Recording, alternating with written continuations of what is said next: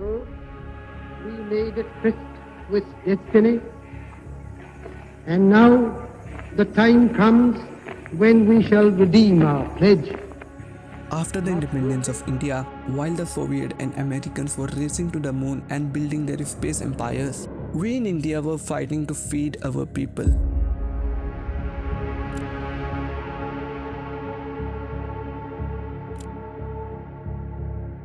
While the Americans were sending astronauts to the moon, we were transporting rocket parts on bicycle and bullock carts.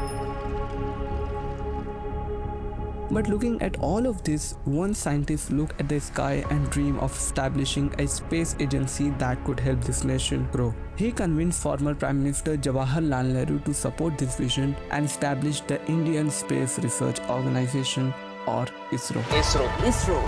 ISRO's journey from a humble beginning to now completing 99 successful launches is nothing short of phenomenal. ISRO's LVM-3 has successfully launched the Bluebird Block 2 communication satellite. And today, India is considered one of the major space power in the world with the capability to launch its own satellite. So the question is, how did a country struggling with poverty become a space power? Why did we once transport rocket parts on bicycle? And most importantly, what will the future of ISRO look like?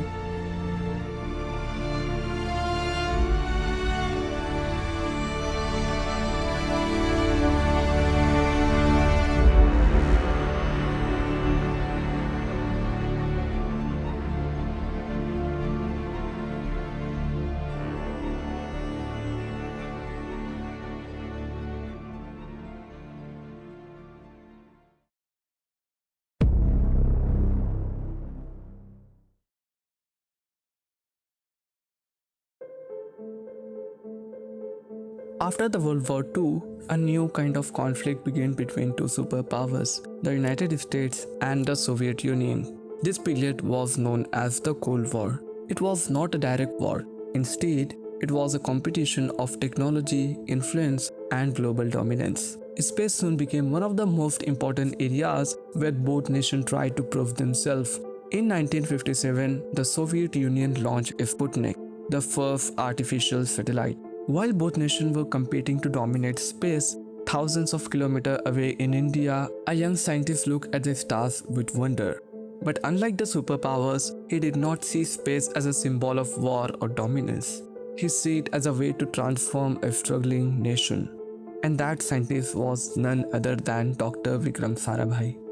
By 1962, Vikram Sarabhai had successfully convinced Jawaharlal Nehru to set up a space research department, which led to the creation of the Indian National Committee for Research, or INCOSPAR. But at that time, INCOSPAR had an extremely limited budget compared to NASA. While the United States was spending billions of dollars on its space program during the Cold War, India was still struggling with poverty, food shortages, and economic challenges. Now, the plan was to launch the first sounding rocket into space. But at this point, we did not have the infrastructure to support rocket launches. We did not have rocket launching facilities, and we did not even have the rocket to launch. So, Sarabhai had to take external help. He approached NASA to provide the rocket, France for payloads, and the Soviet for computers. Then, Thumba, a small village in Kerala, was selected as the launch site.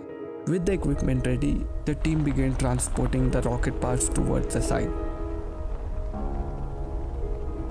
But on the way, they realized the roads were not built for transporting rockets.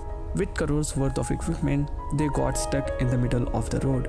Now, they had to figure out a way around it. And their solution was bullock carts and bicycle. So, they put the equipment on bicycle and bullock carts and moved toward the launch site. The next big challenge was convincing the villagers to relocate the place for the rocket launch. Sarabhai approached the priest of a local church to convince him to give them the area, and on the very next Sunday, they were ready for that. Hence, the church was used as a control room. 21st November 1963. A huge crowd had gathered in Thumba to witness India's first rocket launch. They were just 10 seconds away from a new era.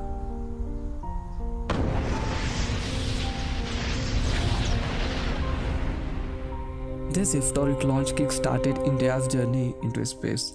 And in 1959, Incospar was renamed ISRO and Sarabhai emerged as the national hero. But if you look closely, you will realize that ISRO was still dependent on other countries for rocket launches. So the big question was, would India ever be able to launch a rocket on its own?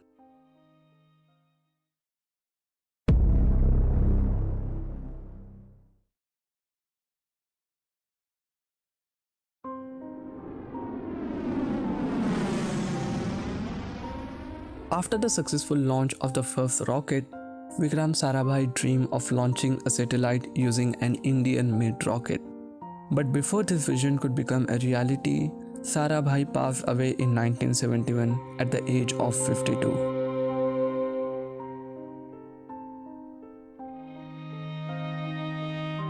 After his death, Satish Dhawan, a humble mathematician and scientist, carried forward his vision and continued building India's space program. So, they started developing their Satellite Launch Vehicle or SLV. Basically, in order to launch a satellite into space, we need a satellite launch vehicle. This is a rocket that places satellite into Earth's orbit, which is exceedingly difficult task. Until this point, India had to rely on foreign space agencies like NASA or the Soviet Union to launch satellites. For example, the Cosmos 3M satellite launch vehicle was used to launch India's first satellite, Aryabhatta. 10 August 1979, India's first satellite launch vehicle stood on the launch pad at the Satish Dhawan Space Center. Its goal was to place a 40-kilogram Rohini satellite into low Earth orbit. Mission Director APJ Abdul Kalam was sitting in the control room looking at the screen. The countdown started. T-minus 10 seconds. 10, 9, 8, 7, 6, 5, 4. But then, Computer put a hold. Don't launch it. now, all the responsibility fell on Kalam. He had to take a critical decision. I am the mission director. I have to take a decision. Everything is on. Behind me, there are 6 experts. So, he decided to bypass the computer and launch the rocket.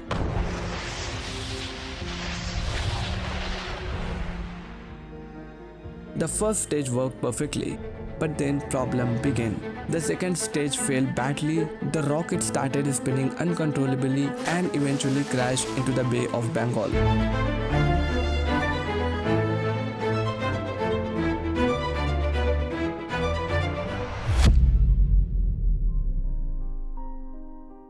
It was a major failure for Kalam. The chairman of ISRO, Satish Dhawan, went with APJ Abdul Kalam to conduct the press conference. But instead of putting all the blame on Kalam, he took full responsibility himself. I want to support my technologists and scientists and staff so that next year they succeed. So he took the whole blame himself. Then, just 1 year after the SLV failure, ISRO made its second attempt, but this time it lifted off successfully and placed the Rohini satellite into low Earth orbit. And this time, The next year, July 18, 1980, when he succeeded, Professor Dhawan said, you go and conduct the press conference. Do you follow what it means? It means when the failure occurred, the leader took it up. When the success came, he gives to his team. That's the first. Satish Dhawan stood like a true leader when his team needed him the most. Another big thing happened in 1984. Rakesh Sharma, an Indian Air Force pilot, became the first Indian to travel to space. ऊपर से भारत कैसा दिखता है आपको? मैं बगैर किसी झिझक के कह सकता हूँ कि सारे जहां से अच्छा. He went to space in the Soviet rocket Soyuz T-11, where he spent nearly 8 days in space.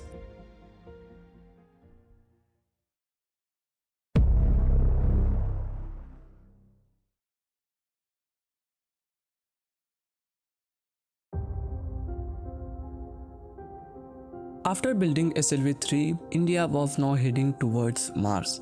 On 5th November 2013, ISRO launched Mangalyaan with the goal of placing an orbiter around Mars. The launch was successful and India became the first country in the world to enter Mars orbit on its very first attempt. Even more impressive was the mission's cost, which was only around $74 million.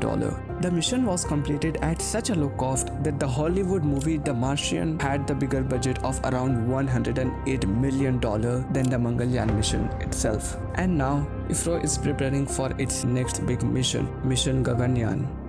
और ये Gaganyaan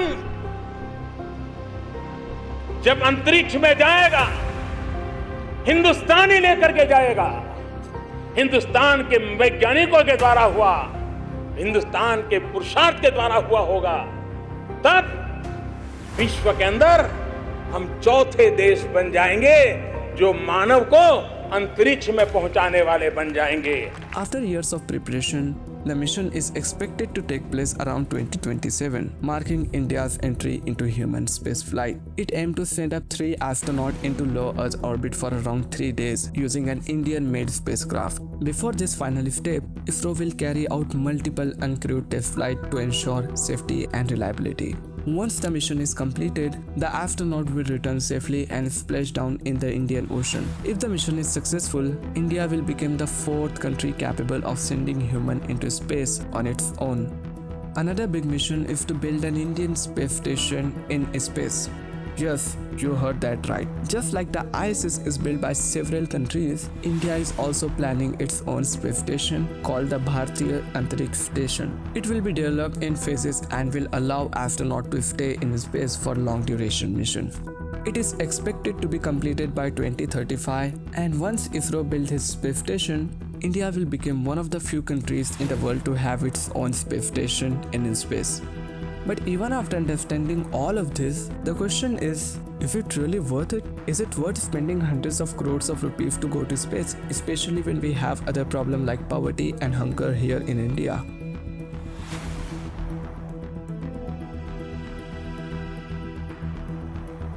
This same question has been asked by many other countries about India, and I would say yes, it is worth it. Because ISRO was established to improve the lives of people and to use space technology for nation. Unlike other space agencies like NASA, which was created during the Cold War in response to the Soviet Union launching Sputnik. Who would have thought that a country whose space journey began with a bicycle would one day become a space power in the world? And now, that is becoming reality.